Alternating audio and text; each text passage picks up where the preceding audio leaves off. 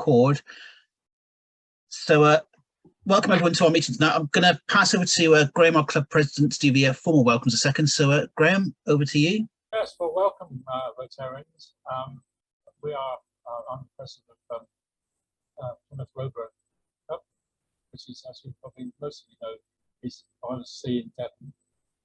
Welcome particularly to a lady from the US, is it Terry? I think so.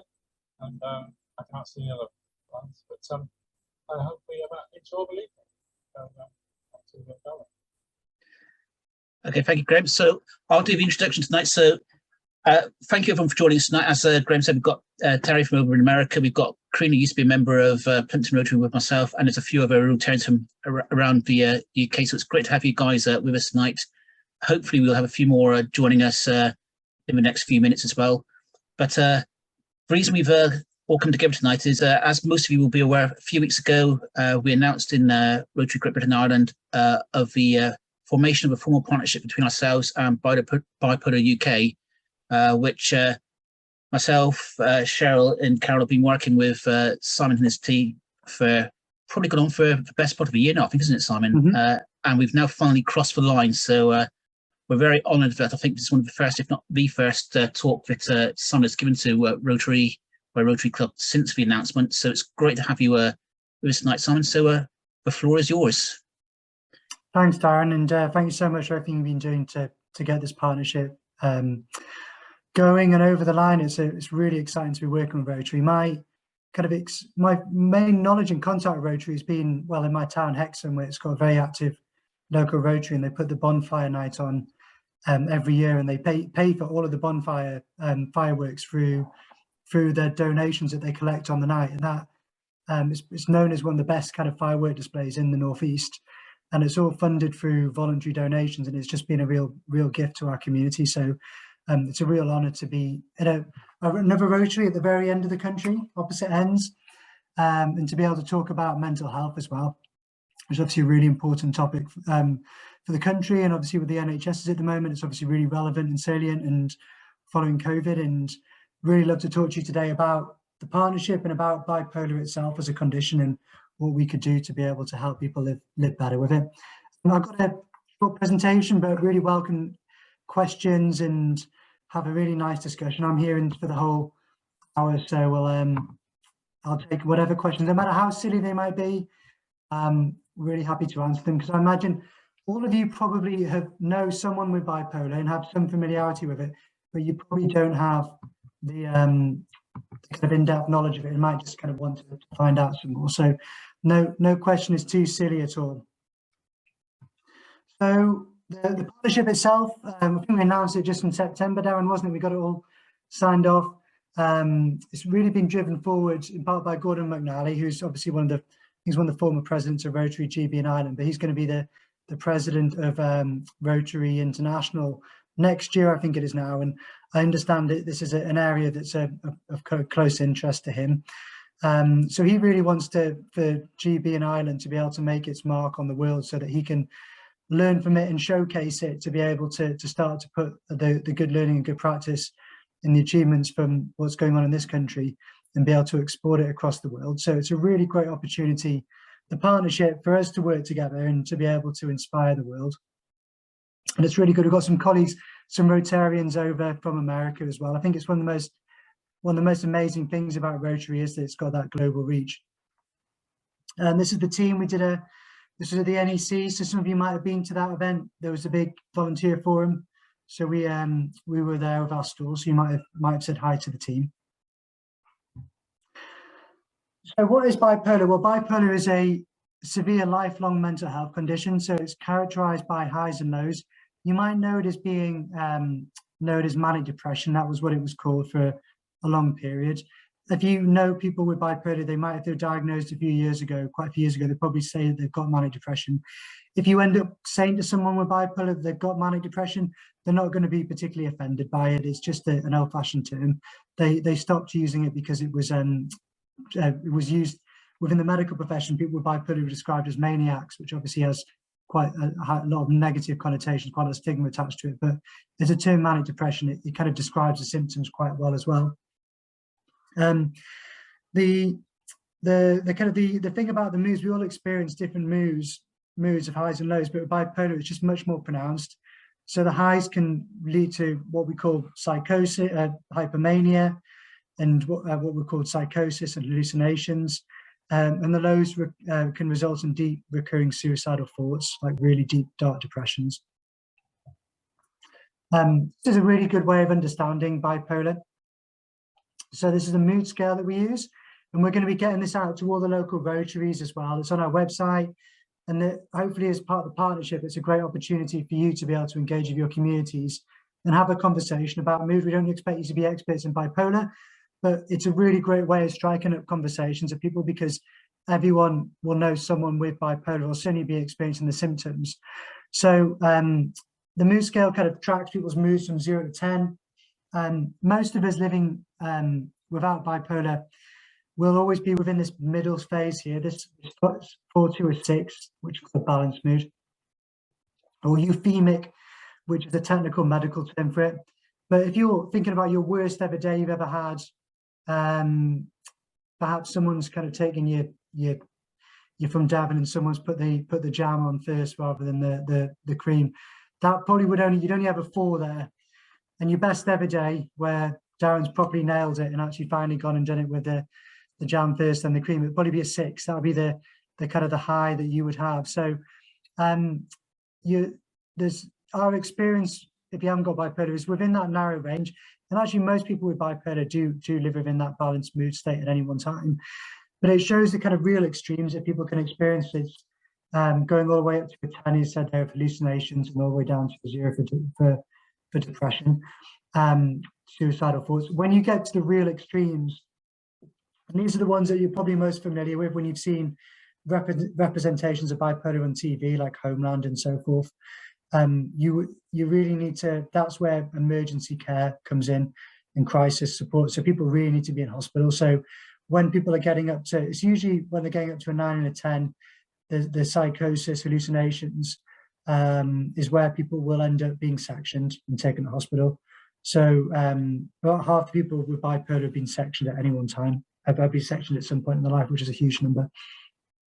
There's this interesting phase that we as a charity, a lot of the work that we do is trying to get people and support them through peer support when they're, we'd say they're a 7 and an 8 or 6 approach. And so it's when they're actually starting to get quite high, or when they're going to a 3 getting quite low, they're at a state where they can bring themselves back to the middle, so they're able to level themselves out. Obviously medication plays a big role, but we believe passionately that peer support and self-management, it's all about lifestyle changes that people can do to live well with the condition. So getting enough sleep is a massive thing for people. It's probably just as important as medication, 7 or 8 hours sleep. Having a routine, regular exercise, not taking on too much work, having regular exercise, all of it can help, like not limiting your alcohol and caffeine intake. All of these can help kind of bring people down.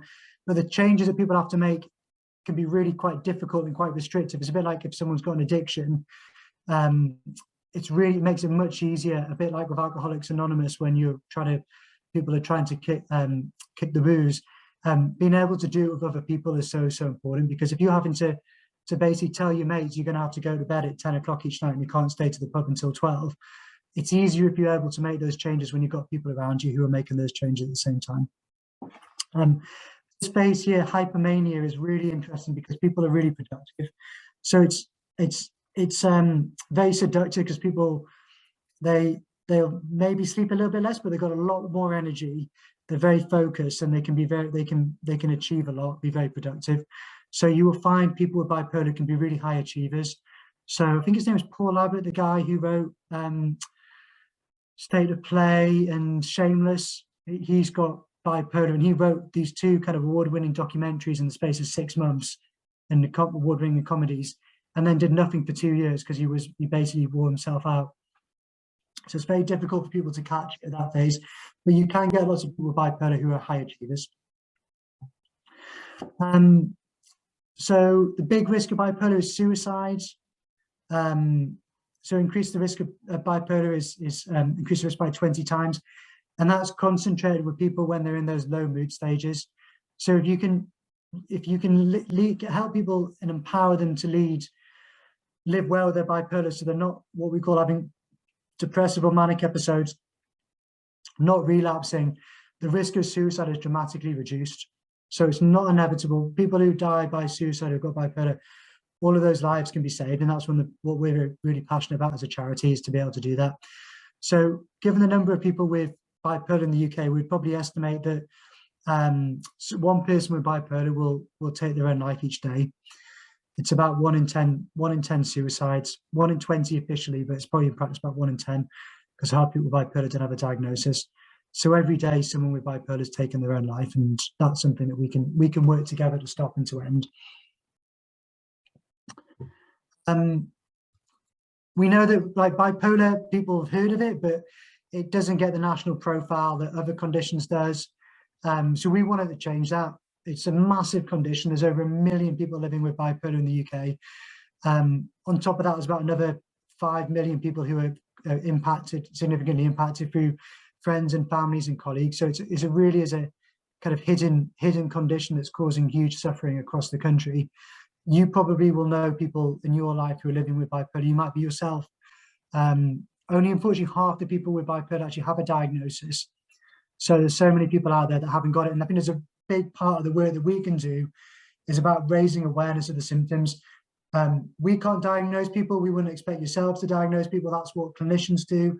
But there's a massive role that we could be both playing around raising awareness of what the symptoms are, so people can have better conversations with their GPs and to be able to get themselves referred on to get a diagnosis.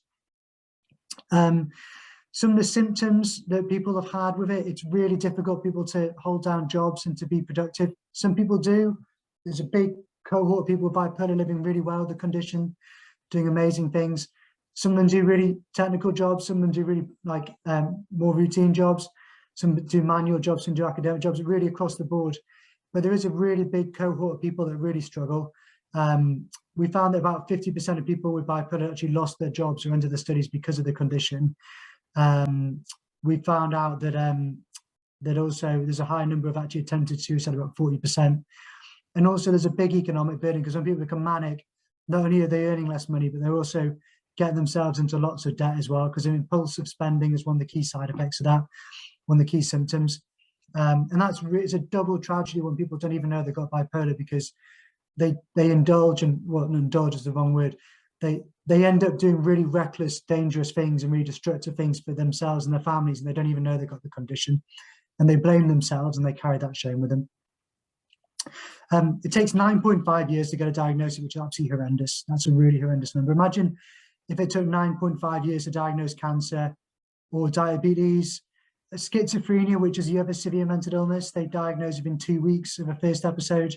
So 9.5 years. And that's from people having manic depressive episodes and telling a doctor about it as well, both those symptoms. So that's absolutely shocking. So that's something we need to change.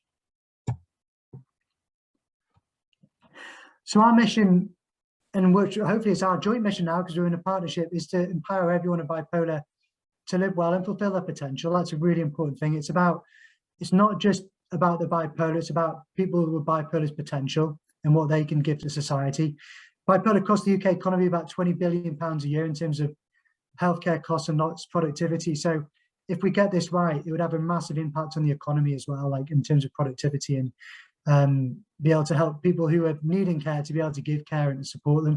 And we've got an aging society. We need to get as many people as possible being able to get them into the labour market. So it's a great opportunity for us. And it is possible to live well bipolar. It's different for each person, but it is a combination of these factors of medication. Lithium is the most common medication. About a third of people with bipolar, the lithium pretty much sorts them out and they're absolutely fine. Only 1 in 20 people with bipolar are taking it. So there's a massive opportunity there, just getting people on the right medication. As I said, healthy lifestyle, sleep, diet, exercise, it's all the stuff that benefits all of us. Like bipolar is an acute illness, but the same way a lot of this would help someone with cardiovascular disease, with dementia, a lot of this would also helps people with bipolar. So it's just really good public health messaging. Therapy has a massive role to play. A lot of people with bipolar, it's a genetic condition, so it's about 70% genetic, 30% environmental triggers.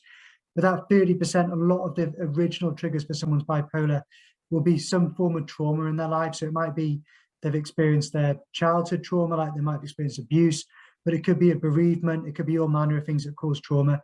A lot of people, if they've been in the army, PTSD and so forth. So therapy can be a really good way of helping people come to terms with that trauma. So we kind of advise that everyone bipolar has that opportunity. As I said, peer support, that's vital. Being part of a community of people that are looking out for you, but also helping you put in place the kind of changes, watching your mood, helping you put the changes in place, the lifestyle changes you need to live well. Talking to other people with bipolar. Like, we talk a lot about medication, but there's only, unless you've taken the medication, it's very hard for anyone to be able to talk about it honestly. So being able to talk to someone else who's taken the meds that you're about to be prescribed is really, really vital. And of course, friends and family, they use all of our services as well. I mean, they're as affected by the condition as anyone else. So what do we do as a charity? Well, we've been going for just over 40 years.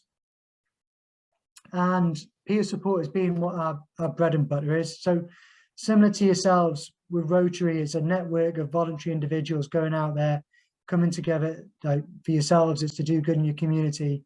And for us, it's about bringing people with bipolar together to be able to support each other to live well.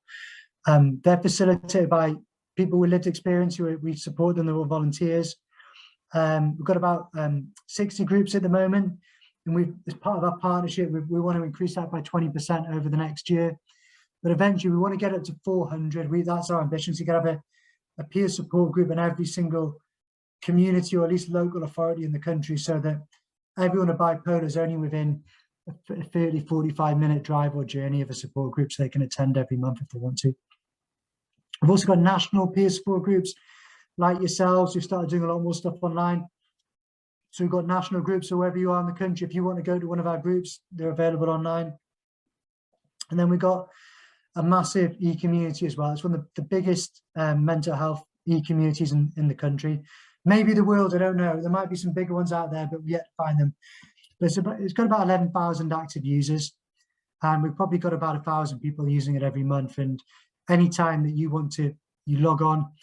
And it's open to anyone who's affected by it. So if you're just curious about what bipolar is, you can create an anonymous profile. You can go online, you can just talk to people with the condition and just ask them questions, or you can search on it. It's a really amazing resource.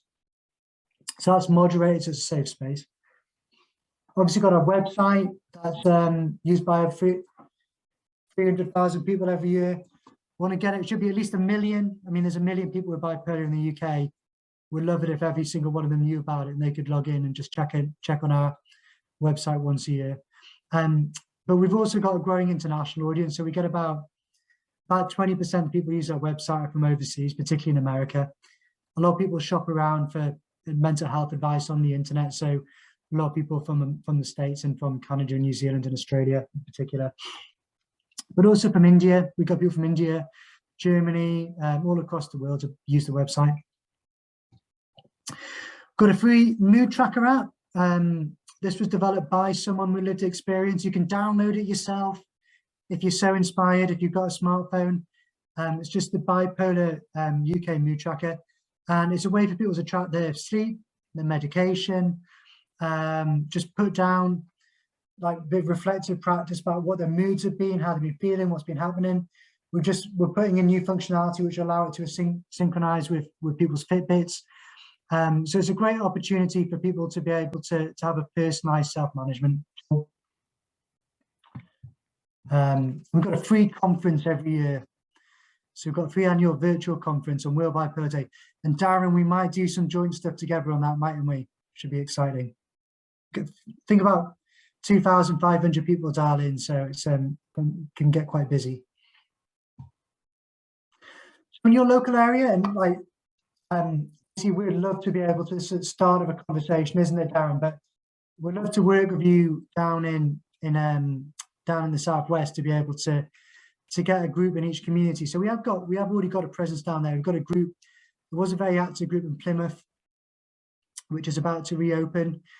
We've got a very active group in Torbay, which that's Dorset. No, is that Devon? No, it's Devon. It's Devon. Devon, Yep. good. Dorset and Devon are different places. I found that out last week, which is exciting.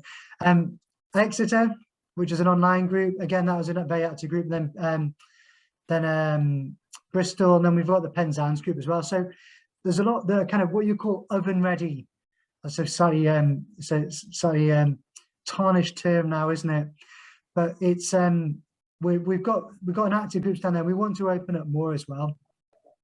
So we think there's a great opportunity for us to work with yourselves in your local communities, because a couple of things that we would need. You might yourself be affected by bipolar. You might have a close family member with bipolar. You might be living with bipolar yourself. And we would really love to hear from you and talk about it discreetly. Your diagnosis, your family connection is your private knowledge. So just come forward if you want to. But if you are interested, and we're looking for co-facilitators to help run the groups. Each group has a minimum of 2, but you can have 3 or 4, because often people get poorly, people don't want to take it on themselves. So we'll be able to recruit you and to be able to train you up, to support you to be able to run a group with someone else.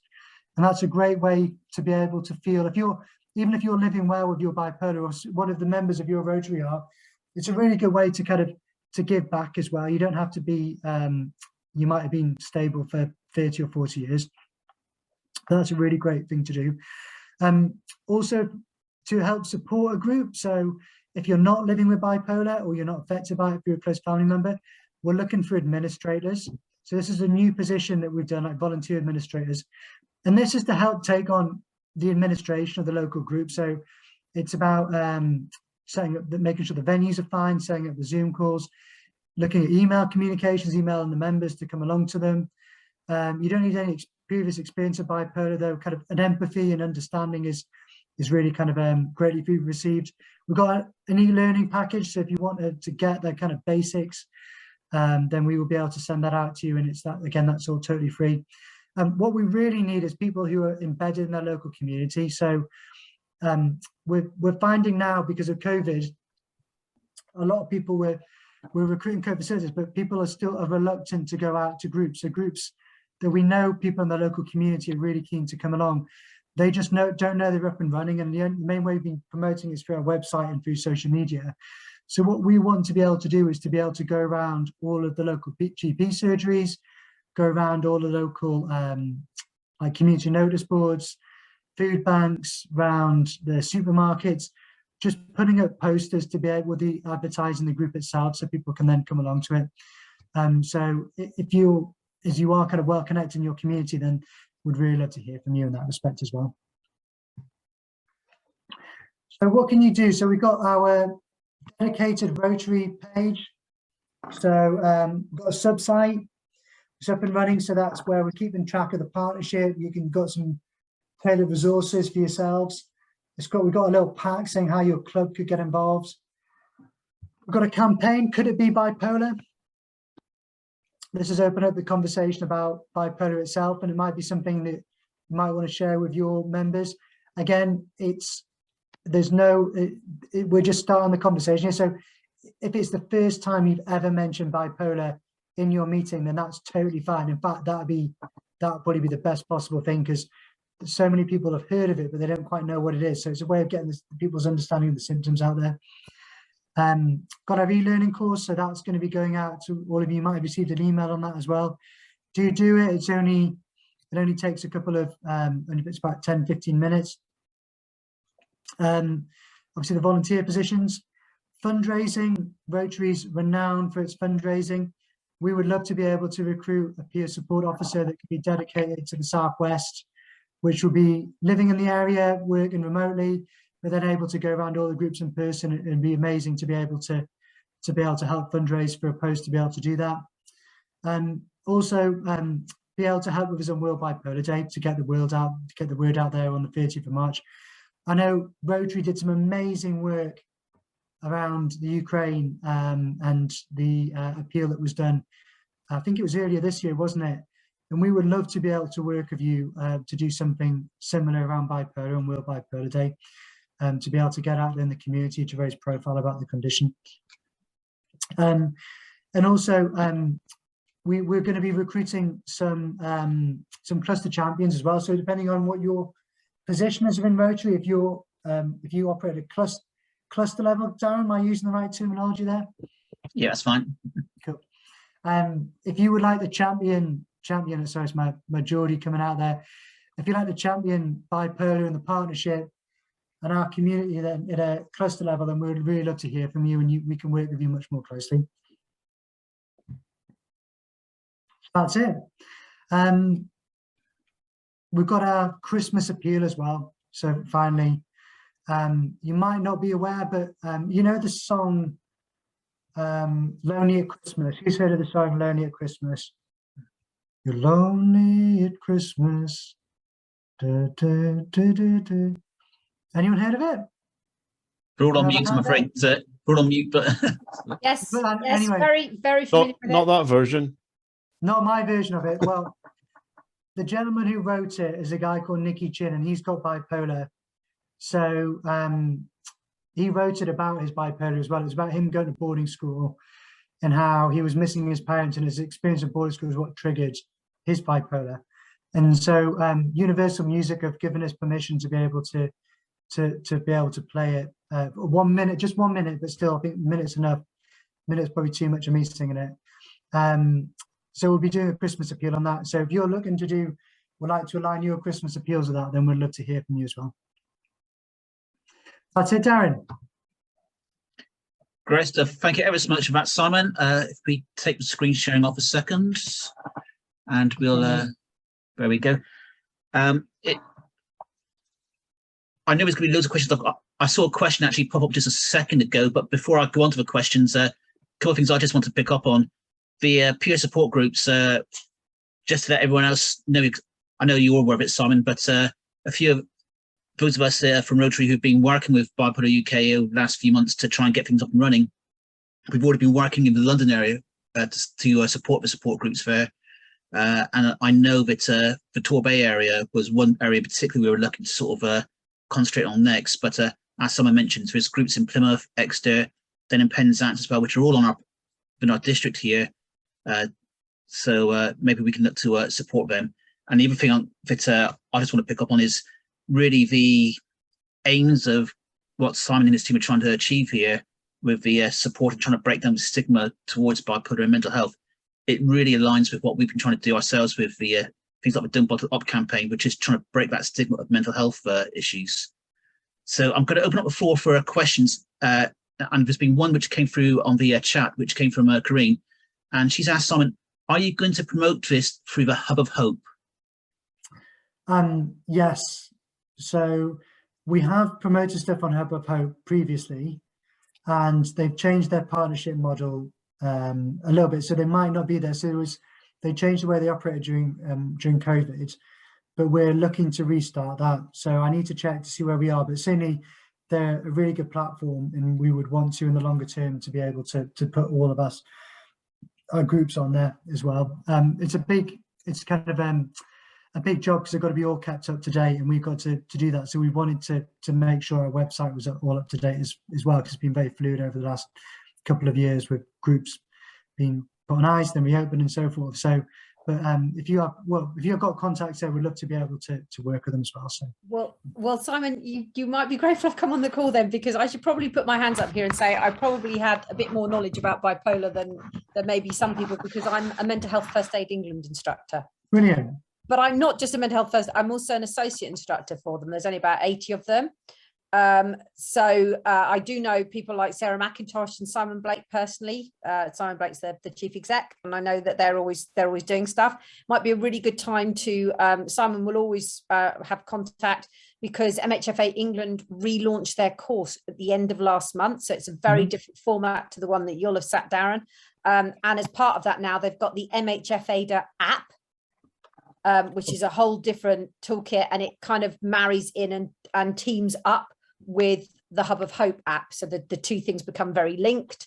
And we would therefore direct people as instructors to go to, we do it already, but to go to Hub of Hope to find out who are your local charities, who's active in your area, because as you know, previously we used to refer like national helplines, but that's not relevant to always what you need in your area. And so there's a big link in with that. So it would be Anybody who's done an MHFA course will now be getting access to that app. So if you've got cluster groups, you want to raise awareness of it, that's a great way to do that. And also in terms of, raising awareness around Bipolar Day and things like that, MHFA England have a really great social media platform. They promote stuff out to instructors, to people on the MHFA app. They'll do it via social media, Facebook, LinkedIn, and all the rest of it. And I know they would be more than delighted, because we talk about the importance of not stigmatizing people who experience this disorder. So I think there's some great opportunities for you to sort of, raise some of that awareness with them. And I know they'd be absolutely open to having conversations. If I'm Green, just that'd coming be amazing, yeah. Go on, Derek. sorry, if I'm just coming, just a couple of things, especially for I see Carlotta's joined us from Italy, but MHFA is mental health first aid course. So just to let you know what that is, we live our abbreviations, don't we? The other thing is just to let everyone know what Hub of Hope is. If you don't know what Hub of Hope is, in a nutshell, or the way I've used it with the Plymouth campaign, it's a hub, online hub, basically, where you can put your postcode in and you can actually find out what mental health resource groups, organisations are in your local vicinity. That's just one of the many things they do, but that I think is one of the greatest resources they've got at Hub of Hope. I was looking into it, they just put a postcode in, and it just brings up all the various resources for mental health support in your local area, which is a fantastic resource. Yeah, and they and all you've got to do is to be registered with them for it to come up. So they are really, really good, and it'll tell you things like, for example, I know Andy's Man Club meets on a Tuesday night at Plymouth College between 7 and 9, because I looked it up for somebody, and you can search by condition as well. That's the other thing, you can refine your search groups down. So it's you can use either the website or the app. Well, that sounds fantastic. So, Karina, it sounds two really obvious routes for us to be able to promote our group. So please do reach out. So I should say my email address is skitchen@bipolaruk.org, and Darren's got it as well. So Darren, please do share my email address after this. But Karina, yeah, if you message me, I was going to say, if you message me the email afterwards, Darren, I'll make contact directly, Simon, and because there's some other organisations I work with who I think also would be very helpful to you, and I'd be happy to try and facilitate an introduction. Champion, that'd be amazing. Thank you so much. That'd be brilliant. That sounds fantastic. Are there any other questions looking around? I have a question. Go on, Tony. Oh, sorry, Graham. Sorry? Yeah, Go on. I know someone who has bipolar and diagnosed with it. And it's quite interesting what you had to say, because you don't really understand what you mean when they say they've got bipolar. You take medication, but I can see that so from both ends of the scale, there's the not complete ends, but I believe there's degrees. I think you're right in saying other degrees. Certainly goes up to 8. He's a high flyer and spends money like it's going out of fashion, and suddenly you can flip and you can be depressed and slip dead. So I mean, I think it's very interesting what you had to say. And the other thing is, quite interesting what you had to say, was the fact that 70% of people have it from birth, and 30% have it from trauma. And I think this person had some trauma. Anyway, my question is really, it's a question, I was not question, is really, are the degrees of it? Do they have to go to the extremes, or do they just go so far on each one? That's a really good question, Graham. So the 70% comes from a twin studies. So basically, if someone's got bipolar, their identical twin has a 70% chance of having it. So the kind of interaction between genetics and lifetime kind of triggers is quite complex, but broadly it's a genetic condition. It is hereditable as well, though its hereditability is a lot lower than people think. It's probably about 10%, and it's clustered. For some families it's very hereditable, and others it's very low. There's about 100,000 genes that's linked to it. In terms of its severity, yes, some people have it worse than others, but people can get better. So the way to look at it is a bit like a psychiatrist was talking to you about it. If you manage it well, so you have fewer episodes and they're further apart and they're much less extreme, then you sort of default into a milder form of bipolar. So you'll find people who've had very extreme experiences of bipolar, but then they end up, they get to a point where their medication's working better or their lifestyle changes, and they can manage it really well, and their experience is much more much more stable and balanced. And some people, like for example with lithium, if they're lucky with lithium, they might only have one episode and they take lithium and then they never have another episode again. Other people though have, they can default into a very kind of extreme version of it. So the more extreme your relapse is, so the more severity of the more severe your relapse. So the bigger your high or the deeper your low, and the more frequent they are, then you default into a relapse sort of, your brain defaults into a relapse kind of mode. So it becomes more and more severe. And that's the great tragedy of the condition, is that the NHS has a model called episodic care, which means that if you become unwell with bipolar, you have to go to your GP with your symptoms. We need to pick up on your symptoms, and then you need to be able to go to your GP about them. And then the GP refers you to a psychiatrist who probably doesn't know you. And then you probably will end up, by the time that you might get a change of medication, but they can't monitor you day to day. And that's very complex, like 26 medications. So what happens, people get so bad that they then want to go to hospital, but then they can't go to hospital because there's not enough beds. So they literally have to become so unwell that they have to get sectioned. And then when they're at section, they go to hospital, and like being taken to hospital when you're under section is a really awful experience. By definition, you have to be like pretty much handcuffed and forced into an ambulance if you're lucky. And then that experience of hospital care is so much worse. So the system sets people up to fail and makes the condition so much worse than it has to be. If they'd actually got an early intervention and managed the mood and was brought down from a 7 or an 8 down to a 6, then it would have stopped them from becoming really, really, really unwell. So it's a big public health and prevention piece of work there as well. Does that answer your question, Graham? Yes, that's very interesting, actually. In fact, as an aside, not to do with bipolar, but I had a friend of mine that was mentally ill, and I actually had him sectioned by accident. So I rang for an ambulance, they sectioned him, and I felt awful about it. And afterwards, I found out he tried to commit suicide 3 times. So it's probably the best thing I ever did for him. Absolutely. I mean, most people. But thanks for the answer.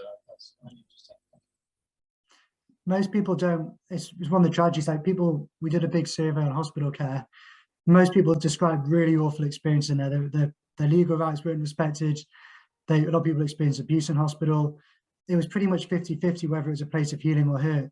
But the majority of people who were sectioned said it was the right thing for me, which really shows the dilemma. I mean, like, if it's that awful a place, but you still think it was the best place for you, it says how bad it was to get to that place in the first place. Just to come back to something that Tari said there about living in a very divided society, we've been, as a group, same way that Rotary brings people together from different backgrounds for a common purpose. Like support groups, bipolar affects people regardless of their background, their ethnicity, how much money they earn.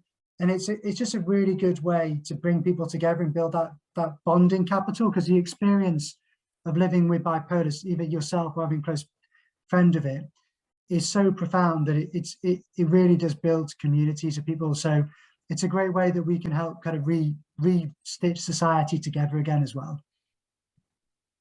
Yeah, thank you. Karine, go on, sorry. I was just going to say, Karine's got her hand up there, so Karine. Yeah, sorry, I was just going to say, just to come back on the sectioning thing, that's interesting because somebody, a young woman under the age of 30 on a course recently shared that in her early 20s, she actually volunteered to be sectioned. There was no handcuffing or anything. She was in a bad state. 999 was called, and so it's interesting to hear that, because I've obviously doing what I do, I've come across stories of people being sectioned, but very few that have actually been handcuffed to be sectioned. More common actually was somebody who's suicidal. But again, she said that was probably the best thing that happened to her. But the downside was that when she came out, she works in the medical profession, and the 2 consultants she worked for at first thought she'd just been ill with like a kidney infection or something. When they found out she'd been sectioned, she lost her job. Obviously, she's with a different and a much more supportive employer now, but that was a really, it was because she got sectioned. So we do have to take away from the stigma of that. If I have a kidney infection and I end up needing to be in hospital on an IV drip, no one's going to think anything of it. If I need to go to hospital for 2 weeks for my mental health, I shouldn't be judged any differently. But I was interested in your presentation. You didn't talk about the different cycling times. It's because it's different for each person. Yeah. So some people, there's different types of bipolar. So there's mixed state bipolar, which is where people can experience all of the symptoms at the same time, which is really terrifying. And actually, that tends to be the have really extreme heightened risk of suicide, because people are really deeply depressed, but they've also got huge amounts of energy, so they're much more likely to act upon those impulses. So that's a big risk one. But the cycles can vary. Some people's cycles, most people that we surveyed said they relapsed once a year. So every 6 months they're having an episode of some sort. Some people though might have, the severity of those episodes will kind of vary. Some people might do it 20 or 30 years without having a serious episode, or a relapse as they're called. And then there's mixed state, and then there's type 1 bipolar, which is more the mania with a little bit of depression. There's type 2 bipolar, which is depression, lots of depression, but with a bit of hypomania. And the risk of that, the difference is if they're prescribed an antidepressant, that can tip them off into a serious manic episode. So a lot of the undiagnosed will be people with type 2. And then there's a thing called cyclothymia, which is a milder form of bipolar, which is less severe, which can become more severe bipolar if it's not managed. So that, Karina, does that answer the question? I mean, obviously, as I say, we kind of touch on this when I'm training, but I think a lot of people think that, you know, it's something people go through in a day, or, you know, every couple of days. And of course, the cycling can be very, very different depending on how the condition impacts on you. And I think there's a lot of misunderstanding around that for a lot of people. It's interesting you talk about lithium. A friend of mine, her dad was actually a director with the BBC, so very successful. But if he didn't take his lithium within 2 days, he'd start thinking he was talking to Jesus. So it just goes to show the you know, the positive impact that the right medication can have. Yeah, I mean, I was talking to someone bipolar who's got a very senior position within the medical industry, and he has a named psychiatrist, and he calls him up when he needs to change his medication. He's doing really well. He's got a really high powered job, but there's lots of really high achievers. And one of the things that we're trying to do as a charity is to basically bring people together. Yeah, someone said there, Stephen Fry, Catherine Zeta-Jones, Demi Lovato, they've all got bipolar. That's yourself, Karine, isn't it? Putting that in there. But yeah.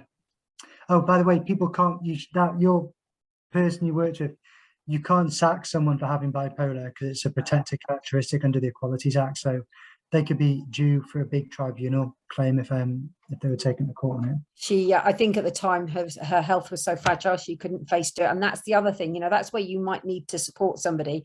She said the reason she didn't was because she felt so vulnerable at the time with her mental health. She just had this major episode. She was trying to recover, and the stress of taking that on was something she couldn't face. So A, they don't learn from that and they don't change their ways, but B, she also then, you know, was in that position. And again, you know, sometimes it's about those of us who don't have that condition being willing to stand up and be counted for the people who do when they're in that vulnerable state. Absolutely. Okay, are there any more questions before I pass back to Graham?